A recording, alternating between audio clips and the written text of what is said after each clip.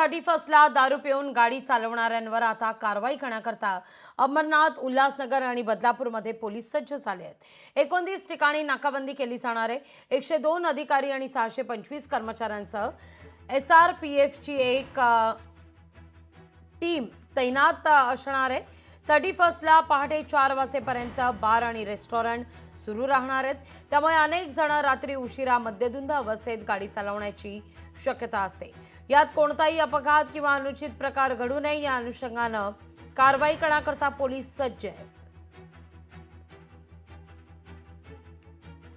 नवीन वर्षाच्या अनुषंगाने उल्हासनगर झोनमध्ये 102 अधिकारी आणि 625 कर्मचारी शिवाय SRPFचं एक प्लाटून आणि इतर जे कर्मचारी त्यांची तैनाती करण्यात येणार आहे।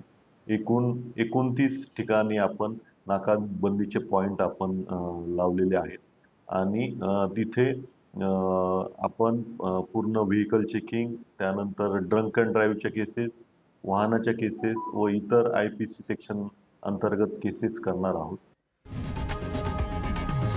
लोकशाही मराठी ऐका, पहा, जागरूक रहा।